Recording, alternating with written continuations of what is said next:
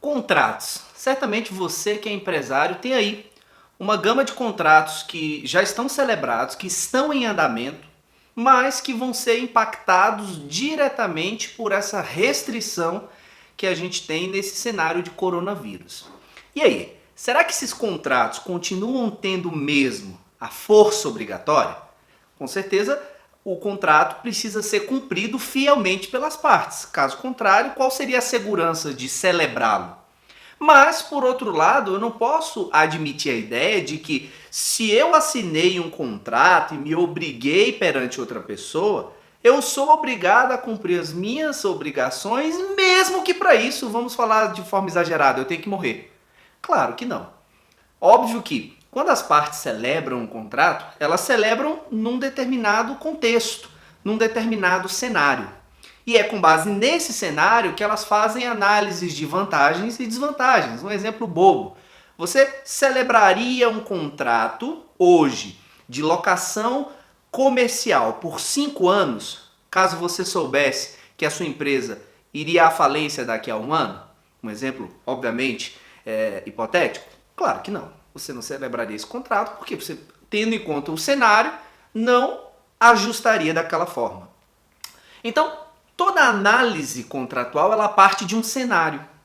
E se esse cenário é drasticamente alterado por algum evento como o que nós estamos tendo agora, um evento extraordinário, um evento imprevisível de consequências imprevisíveis, é óbvio que isso precisa ser levado em conta em relação ao contrato já celebrado.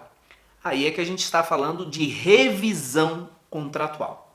Bem, eu não posso simplesmente, diante de uma drástica mudança de cenário, simplesmente dizer não vou mais cumprir o contrato porque não é possível. Sei lá, imaginemos que eu seja um empresário que tem uma loja no shopping, daí o governador determinou o fechamento do shopping para combate ao coronavírus e eu digo, olha, ok, não vou poder funcionar, logo não vou pagar o aluguel e ponto final. Não é assim que funciona.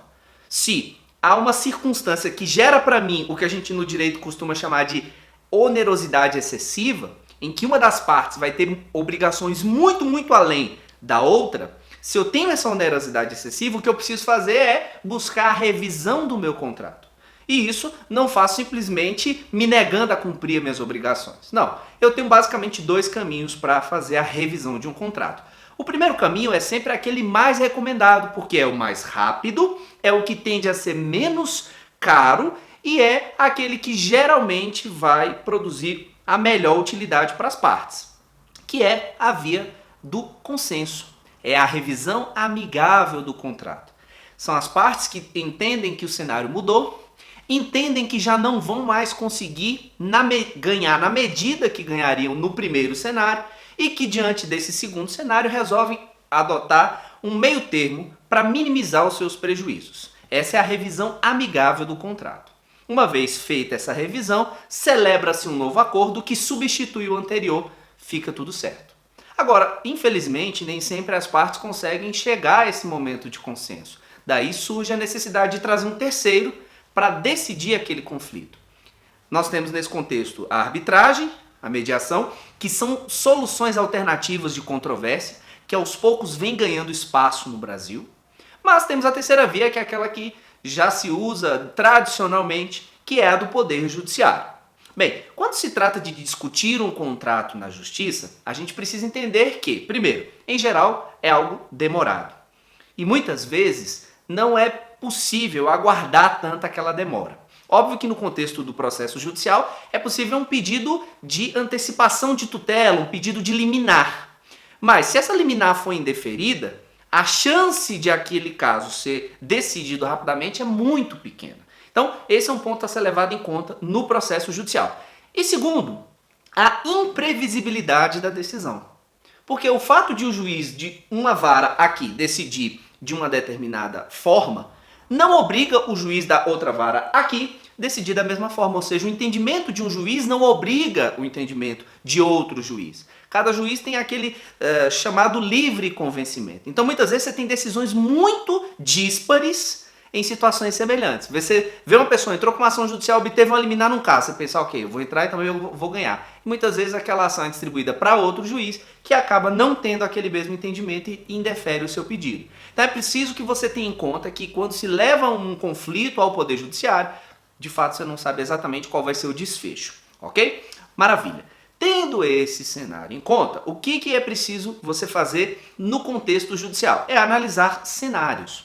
Hoje o cenário, eu digo que está muito favorável para a revisão contratual, porque é uma comoção em torno dessa questão da pandemia do coronavírus. Então, por exemplo, vou dizer precedentes desta semana em que eu estou gravando esse vídeo. Aqui na Justiça do DF nós tivemos lojistas de shopping centers que entraram com uma ação para revisar o valor do aluguel. Em determinados casos, o juiz determinou a suspensão dos pagamentos até que se normalize a situação. Em outros, o juiz definiu que não era o caso de suspensão integral, mas suspender aquele valor mínimo do aluguel e aquele valor que o lojista paga lá para aquele fundo de promoção e propaganda, mas manter o aluguel sob faturamento, o que na prática dá quase no mesmo que suspensão integral, mas esse é um caso que nós já tivemos. Então isso é uma possibilidade. Óbvio que essa possibilidade não garante que eu, lojista, até mesmo do mesmo shopping, vou entrar com um mandado de segurança ou com uma ação revisional e vou conseguir a suspensão daquele pagamento da mesma forma que naquela ação anterior. Isso já está bem claro, não é? Maravilha. Um outro exemplo que a gente já tem visto no âmbito dos serviços essenciais, energia elétrica, água. Nós temos ações que adiam o pagamento dos contratos, das tarifas de energia elétrica por um período de 3 meses, por exemplo, para consumidores residenciais. Então a pessoa, numa circunstância de dificuldade financeira, entra com uma ação de eu não posso pagar a conta de energia elétrica enquanto eu não reaver meu emprego, por exemplo, ou enquanto essa situação não se normalizar. E nós já temos decisões favoráveis a esse adiamento de 3 meses.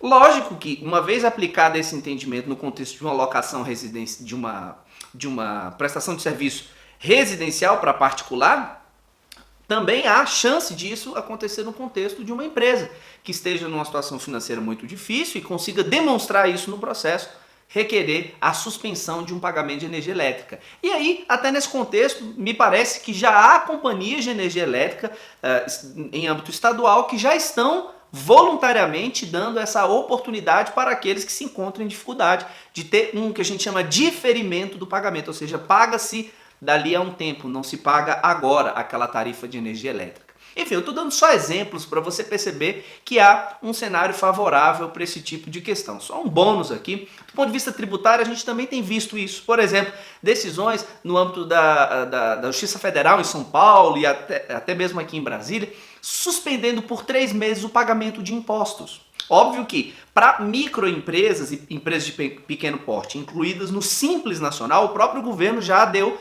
esse prazo de 3 meses de 3 meses ou 6 meses para pagamento. Mas no contexto de empresas que não estejam no Simples Nacional, a Justiça Federal já vem admitindo.